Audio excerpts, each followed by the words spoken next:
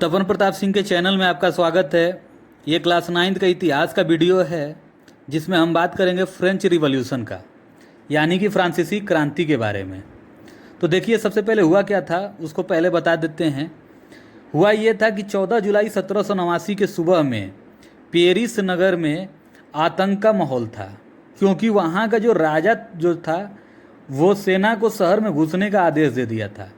और अफवाह ये हो गई थी कि वो लोग जो हैं वो वहाँ के नागरिकों पे गोली चलाएंगे। और इसी के वजह से लगभग 7,000 आदमी और औरत इकट्ठा होकर के वहाँ के बहुत सारे सरकारी भवनों में ज़बरदस्ती जो है वो क्या कर गए, प्रवेश कर गए।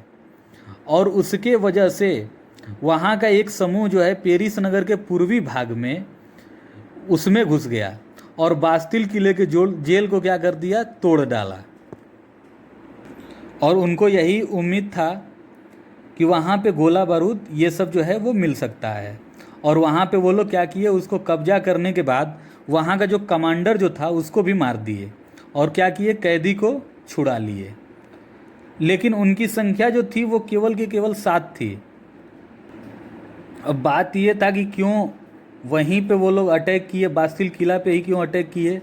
तो ये माना जाता था कि जो वहाँ का जो राजा था उसका शक्तियों का प्रतीक वही था, और इसीलिए उसी किला को क्या कर दिया गया, ढहा दिया गया। तो ये जो है वो तो उस दिन की घटना के बारे में बता रहे हैं, और एक्चुअली शुरुआत कहाँ से हुआ था इसको हम अब देखिए। सन 1774 में बर्बो राजवंश का लुई जो 16वां जो था वो क्या हुआ, फ्रांस की राजगद्दी पर बैठा। और उस समय उसकी एज जो थी वो केवल कितनी थी, 20 साल थी। और उसका विवाह जो था वो राजकुमारी, कहाँ की राजकुमारी, ऑस्ट्रिया की राजकुमारी से उसका विवाह हुआ, जिसका नाम था एंतोएनेत। और उसके बाद लुई 16वां के शासनकाल में फ्रांस ने अमेरिका के 13 उपनिवेशों को साझा शत्रु ब्रिटेन से आज़ाद कराने की सहायता दी थी। और इस युद्ध के चलते फ्रांस पर 10 अरब लिरवे से भी अधिक का कर्ज जुड़ गया, जबकि उस पर पहले से भी 2 अरब लिरवे का बोझ चढ़ा हुआ था। इसके वजह से सरकार के जो कर्जदाता अब 10% ब्याज की मांग करने लगे, और फलस्वरूप फ्रांसीसी सरकार अपने बजट का बहुत बड़ा हिस्सा दिनों दिन बढ़ाते जा रहे थे। क्यों? क्योंकि कर्ज चुकाने के लिए। और 18वीं शताब्दी में फ्रांसीसी समाज जो था वो 3 स्टेट में बटा था, और केवल तीसरे स्टेट के लोगों को ही वहाँ पे ब्याज देना पड़ता था। और वर्गों को विभाजित फ्रांसीसी समाज मध्यकालीन समष्टि अवस्था का अंग था। प्राचीन राजतंत्र पद का प्रयोग सामान्यतः सन 1789 से पहले के फ्रांसीसी समाज और संस्थाओं के लिए होता है। अब हम यहाँ पे फिगर जो है वो 2 दिखा रहे हैं।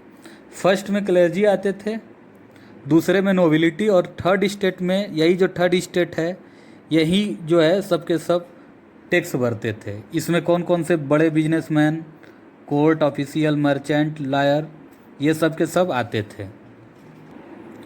और वहाँ की पूरी आबादी में लगभग 90% किसान थे। लेकिन ज़मीन के मालिक किसानों की संख्या बहुत कम थी। लगभग 60% ज़मीन पर कुर्लिनों, चर्च और तीसरे स्टेट के अमीरों का अधिकार था। और इस प्रकार से राज्य के वित्तीय कामकाज का सारा बोझ करों के माध्यम से जनता वहन करती थी। अब देखिए अगला क्या है, द स्ट्रगल टू सर्वाइव, यानी कि जीने का संघर्ष। तो फ्रांस का जनसंख्या सन 1715 में 2.3 करोड़ थी, जो सन 1789 में बढ़कर 2.8 करोड़ हो गई। इसके वजह से अनाज उत्पादन की तुलना में उसकी मांग काफ़ी तेज़ी से बढ़ गई। अधिकांश लोगों के मुख्य खाद्य पावरोटी की कीमत और तेज़ी से वृद्धि हो गई। अब देखिए इसके वजह से होता क्या था कि स्थितियाँ तब और बदतर हो जाती थी जब सूखे या ओले प्रकोप से पैदावार गिर जाती थी। और इससे रोजी रोटी का संकट पैदा हो जाता था।